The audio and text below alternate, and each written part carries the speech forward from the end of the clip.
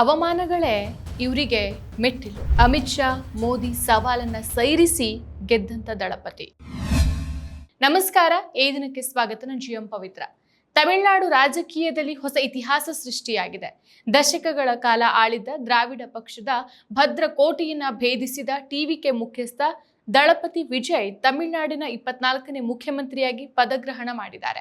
ವಿಜಯ್ ಅವರು ಮುಖ್ಯಮಂತ್ರಿಯಾಗಿ ಪ್ರಮಾಣ ವಚನ ಸ್ವೀಕರಿಸುವ ಮುನ್ನ ನಡೆದಂತ ನಾಟಕೀಯ ಬೆಳವಣಿಗೆಗಳು ಭಾರತೀಯ ಪ್ರಜಾಪ್ರಭುತ್ವದ ಇತಿಹಾಸದಲ್ಲಿ ಸ್ಮರಣೀಯ. ಚುನಾವಣೆಯಲ್ಲಿ ವಿಜಯ್ ನೇತೃತ್ವದ ಟಿವಿಕೆ 108 ಸೀಟ್ಗಳನ್ನು ಪಡೆದ ಸಿಂಗಲ್ ಲಾರ್ಜೆಸ್ಟ್ ಪಾರ್ಟಿಯಾಗಿ ಹೊರಹೊಮ್ಮಿದ್ರೂ ಸಹ ತಲೆ ಎಣಿಕೆ ರಾಜ್ಯಪಾಲರ ಮುಂದೆ ಅಲ್ಲ, ಸದನದಲ್ಲಿ ಅನ್ನೋ ಸುಪ್ರೀಂ ಕೋರ್ಟ್ ತೀರ್ಪನ್ನ ಕಡೆಗಣಿಸಿ ವಿಜಯ್ ಅವರನ್ನ ಕಾಡಿಸಿ ಪೀಡಿಸಲಾಯಿತು. ಈ ಎಲ್ಲ ಅಡೆತಡೆಗಳನ್ನು ದಾಟಿ ಕೊನೆಗೂ ರಾಜ್ಯಪಾಲರು ಆಹ್ವಾನ ನೀಡುವಂತೆ ಮಾಡಿ ಮುಖ್ಯಮಂತ್ರಿಯಾಗಿ ವಿಜಯ್ ಅಧಿಕಾರವನ್ನ ವಹಿಸಿಕೊಂಡಿದ್ದಾರೆ. ಪ್ರಮಾಣ ವಚನದ ನಂತರ ಭಾಷಣದಲ್ಲಿ ಎಷ್ಟೋ ಅವಮಾನಗಳ ಕುರಿತು ವಿಜಯ್ ಪ್ರಸ್ತಾಪಿಸುತ್ತಾರೆ. ಪ್ರಮಾಣ ವಚನದ ಬಳಿಕ ವೇದಿಕೆಯಲ್ಲಿ ಮಾತನಾಡಿದಂಥ ಮುಖ್ಯಮಂತ್ರಿ ವಿಜಯ್, ನನಗೆ ಹೇಗೆ ಆರಂಭಿಸಬೇಕು ಅಂತ ಗೊತ್ತಿಲ್ಲ. ನಾನೊಬ್ಬ ಸಾಮಾನ್ಯ ಸಹಾಯಕ ನಿರ್ದೇಶಕನ ಮಗ. ಅವನು ಹೇಗೋ ಕಷ್ಟಪಟ್ಟು ಸಿನಿಮಾಗಳಲ್ಲಿ ಯಶಸ್ವಿ ಆದ್ರು, ಬಡತನ ಅಂದ್ರೆ ಏನು ಅನ್ನೋದ್ರು ನನಗೂ ಗೊತ್ತಿದೆ ಅಂತ ಹೇಳ್ತಾರೆ. ಸೊ ಈ ಪ್ರಯಾಣದಲ್ಲಿ ನನಗೆ ಅನೇಕ ಕಷ್ಟಗಳು ಎದುರಾದ್ರೂ ಸಹ ನನ್ನೊಂದಿಗೆ ಇದ್ದ ನೀವು ಸಹ ಅದೇ ಕಷ್ಟಗಳನ್ನ ಮತ್ತು ಅದೇ ಅವಮಾನಗಳನ್ನ ಎದುರಿಸಿದಿರಿ. ನೀವದನ್ನ ಗಂಭೀರವಾಗಿ ಪರಿಗಣಿಸಲಿಲ್ಲ ಮತ್ತು ನನ್ನ ಜೊತೆಗೆ ನಿಂತ್ರಿ. ನಾನು ನಿಮ್ಗೆ ಮೋಸ ಮಾಡೋದಿಲ್ಲ, ನಾನು ಸಾಧ್ಯವಾದದನ್ನ ಮಾಡ್ತೇನೆ. ತಮಿಳುನಾಡಿಗೆ 10 ಲಕ್ಷ ಕೋಟಿ ರೂಪಾಯಿಗಳಿಗೂ ಹೆಚ್ಚು ಸಾಲ ಇದೆ. ಅವರು ಎತ್ತಲಾಗದ ಹೊರೆಯನ್ನ ನನ್ನ ಮೇಲೆ ಬಿಟ್ಟು ಹೋಗಿದ್ದಾರೆ. ಅಂಥ ಪರಿಸ್ಥಿತಿಯಲ್ಲಿ ನಾನು ಇದನ್ನ ಕೈಗೆತ್ಕೊಂಡಿದ್ದೇನೆ. ಇದು ಒಂದು ದೊಡ್ಡ ಜವಾಬ್ದಾರಿ ಅಂತ ತಮ್ಮ ವೇದಿಕೆಯ ಭಾಷಣದಲ್ಲಿ ಹೇಳ್ತಾರೆ. ಸೊ ತಮಿಳುನಾಡು ರಾಜಕೀಯದಲ್ಲಿ ಚಿತ್ರನಟರ ಪ್ರಭಾವ ಅನ್ನೋದು ದಶಕಗಳ ಇತಿಹಾಸ. ಆದ್ರೆ ದಳಪತಿ ಅಂತಾನೆ ಫೇಮಸ್ ಆಗಿರುವಂತಹ ಜೋಸೆಫ್ ವಿಜಯ್ ಅವರ ಮುಖ್ಯಮಂತ್ರಿ ಆಗುವವರೆಗಿನ ಈ ಪಯಣ ಕೇವಲ ಅದೃಷ್ಟ ಅಲ್ಲ, ಅದು ದಶಕಗಳ ಕಾಲದ ವ್ಯವಸ್ಥಿತ ಯೋಜನೆ ಮತ್ತು ಚಾಣಾಕ್ಷತನದ ಫಲ ಅಂತಾನೆ ಹೇಳ್ಬೋದು. ಆರಂಭಿಕ ಹಿನ್ನಡೆ ಮತ್ತು ಟೀಕೆಗಳ ಎದುರು ಸ್ಥಿತಪ್ರಜ್ಞತೆ. ಸೊ ವಿಜಯ್ ಅವರು ರಾಜಕೀಯ ಅಡಿಪಾಯ ಹಾಕಿದ್ದು ಚಲನಚಿತ್ರಗಳ ಮೂಲಕ. 1984ರಲ್ಲಿ ವಿಜಯ್ ಕೇವಲ 10 ವರ್ಷದವರಿದ್ದಾಗ ಇವರ ತಂದೆ ಇವರನ್ನ ಬಾಲ ಕಲಾವಿದರನ್ನಾಗಿ ಪರಿಚಯಿಸ್ತಾರೆ. ವಿಜಯ್ 18 ವರ್ಷ ವಯಸ್ಸಿನವನಾಗಿದ್ದಾಗ ಇವರ ತಂದೆಯವರನ್ನ ನಾಯಕನನ್ನಾಗಿ ಪರಿಚಯಿಸಿದ್ರು. ಜೂನ್ 22, 1974ರಲ್ಲಿ ಜನಿಸಿದ ವಿಜಯ್ಗೆ ಚಿತ್ರರಂಗ ಹೂವಿನ ಹಾಸಿಗೆ ಆಗಿರಲಿಲ್ಲ. ಇವರ ತಂದೆ ಎಸ್.ಎ. ಚಂದ್ರಶೇಖರ್ ಖ್ಯಾತ ನಿರ್ದೇಶಕರಾಗಿದ್ದು, ತಾಯಿ ಶೋಭಾ ಗಾಯಕಿ ಮತ್ತು ಕಥೆಗಾರ್ತಿ ಕೂಡ ಹೌದು. ಸೊ ಬಾಲ್ಯದಿಂದಾನೇ ಸಿನಿಮಾ ವಾತಾವರಣದಲ್ಲಿ ಬೆಳೆದಂತ ವಿಜಯ್ ಅವರಿಗೆ ಚಿಕ್ಕ ವಯಸ್ಸಿನಲ್ಲೇ ಕ್ಯಾಮ್ರಾ, ಸೆಟ್ಟು ಮತ್ತು ಕಥೆಗಳ ಜಗತ್ತಿಗೆ ಇವರು ಹತ್ರ ಆಗ್ತಾರೆ. ಆದ್ರೆ ಇವರು ಆರಂಭದಲ್ಲೇ ಸೂಪರ್ ಸ್ಟಾರ್ ಆಗಿರಲಿಲ್ಲ.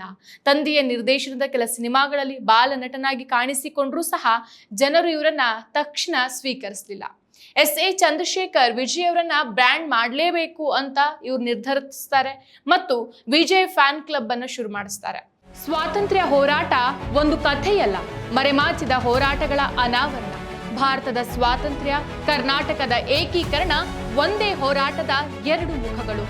ಜೈ ಹಿಂದ್, ಜಯ ಕರ್ನಾಟಕ ವಿಶೇಷಾಂಕ ಈಗಲೇ ಓದಿ ಹಂಚಿಕೊಳ್ಳಿ.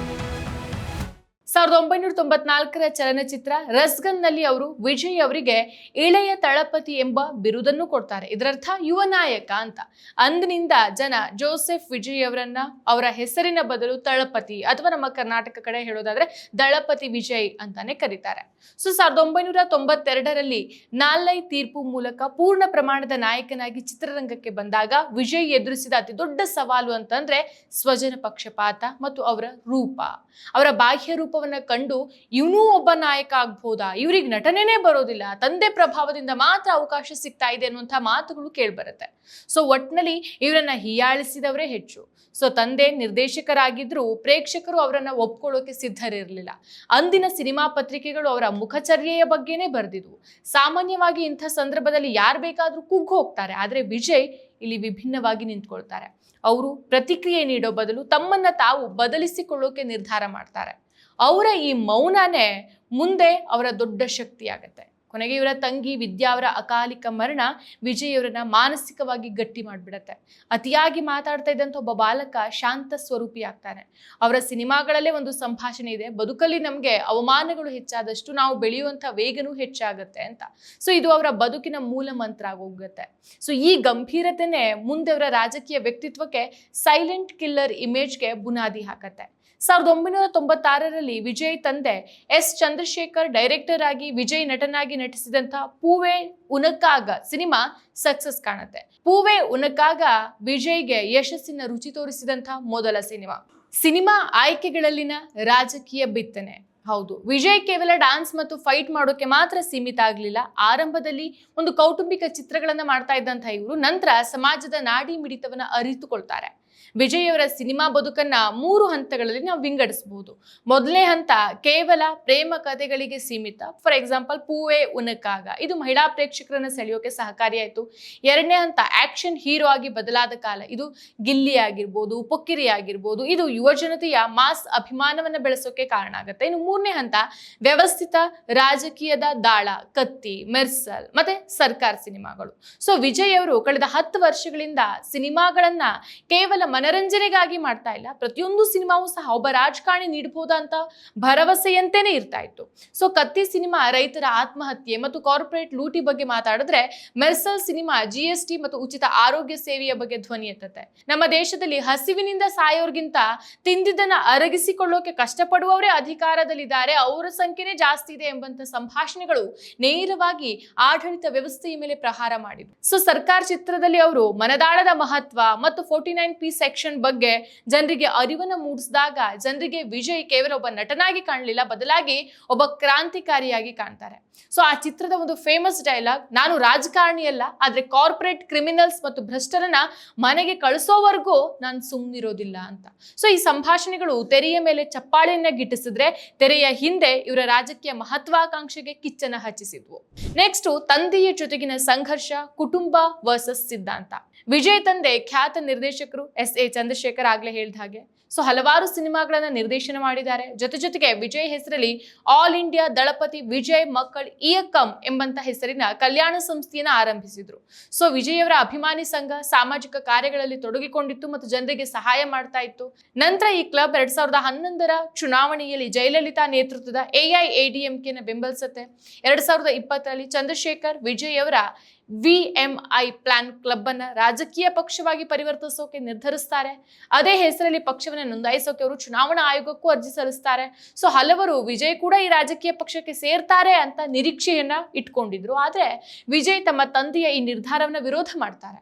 ಅವರು ತಮ್ಮ ಪೋಷಕರು ಸೇರಿದಂತೆ 11 ಜನರ ವಿರುದ್ಧ ಪ್ರಕರಣವನ್ನ ದಾಖಲಿಸ್ತಾರೆ. ನಂತರ ಈ ಪಕ್ಷವನ್ನ ವಿಸರ್ಜಿಸಲಾಗತ್ತೆ. ಸೊ ಈ ಅಭಿಮಾನಿ ಸಂಘವನ್ನ ಇವರು ದುರುಪಯೋಗ ಮಾಡ್ಕೊಳ್ತಿದ್ದಾರೆ ಅಂತ ವಿಜಯ್ ದೂರಿದ್ರು. ಸೊ ಈ ರೀತಿ ಮಾಡ್ತಾ ಇರೋದು ದಳಪತಿ ವಿಜಯ್ ಅವರಿಗೆ ಕಿಂಚಿತ್ತೂ ಇಷ್ಟ ಇರಲಿಲ್ಲ. ಹೀಗಾಗಿ ಹಲವು ಸಮಸ್ಯೆಗಳು ಎದುರಾಗತ್ತೆ.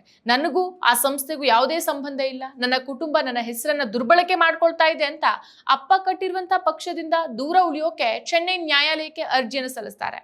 ತಮ್ಮ ತಂದೆ ಪ್ರಾರಂಭಿಸಿರುವಂತಹ ಪಕ್ಷವನ್ನ ರದ್ದು ಮಾಡಬೇಕು ಹಾಗೂ ಆ ಪಕ್ಷದಲ್ಲಿ ನಮ್ಮ ಹೆಸರು ಅಥವಾ ನನ್ನ ಭಾವಚಿತ್ರಗಳನ್ನ ಏನೂ ಬಳಸಬಾರದು ಅಂತ ಆದೇಶ ನೀಡುವಂತೆ ನ್ಯಾಯಾಲಯಕ್ಕೆ ಮನವಿ ಮಾಡ್ತಾರೆ.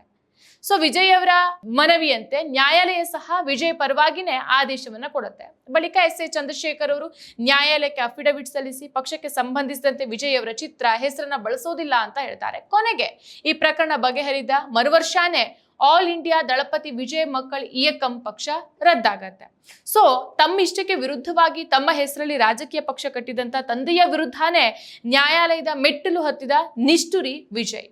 ಸೊ ಇದು ಹೊರನೋಟಕ್ಕೆ ಕಟು ನಿರ್ಧಾರ ಅಂತ ಕಂಡ್ರೂ ಸಹ ರಾಜಕೀಯವಾಗಿ ಇದು ಬಹಳ ದೊಡ್ಡ ಚಾಣಾಕ್ಷತನವಾಗಿತ್ತು. ವಿಜಯ್ ತನ್ನ ತಂದೆಯ ರಿಮೋಟ್ ಕಂಟ್ರೋಲ್ ನಾಯಕನಾಗಿ ಇರೋಕೆ ಬಯಸಿರ್ಲಿಲ್ಲ. ಒಬ್ಬ ಸ್ವತಂತ್ರ ನಾಯಕನಾಗಿ ಜನರಿಗೆ ಕಾಣಿಸ್ಕೊಳ್ಬೇಕು ಅನ್ನೋದು ಅವರ ಹಂಬಲ ಇಲ್ಲಿ ಸ್ಪಷ್ಟವಾಗಿ ಕಾಣಿಸುತ್ತೆ. ಸೊ ಇವನು ತನ್ನ ಸ್ವಂತ ತಂದೆಯನ್ನೇ ರಾಜಕೀಯಕ್ಕೆ ಬಳಸ್ಕೊಳ್ಳದವನು ಇನ್ಯಾರಿಗೆ ಮಣಿತಾನೆ ಅನ್ನೋ ಸಂದೇಶ ಜನರಿಗೆ ರವಾನೆ ಆಯಿತು. ಇನ್ನು ಸಾಂಕೇತಿಕ ಪ್ರತಿಭಟನೆ ಮತ್ತು ಸೈಕಲ್ ಸವಾರಿ. 2021ರ ತಮಿಳುನಾಡು ವಿಧಾನಸಭಾ ಚುನಾವಣೆ ದಿನ ವಿಜಯ್ ಸೈಕಲ್ ಅಲ್ಲಿ ಬಂದು ಮತ ಚಲಾಯಿಸಿದ ಘಟನೆ ದೇಶದಾದ್ಯಂತ ಸುದ್ದಿಯಾಗುತ್ತೆ. ಪೆಟ್ರೋಲ್ ಮತ್ತು ಡೀಸೆಲ್ ಬೆಲೆ ಏರಿಕೆಯನ್ನ ಸಾಂಕೇತಿಕವಾಗಿ ವಿರೋಧಿಸೋಕೆ ಅವರು ಈ ಸೈಕಲ್ ಅನ್ನ ಬಳಸಿದ್ರು.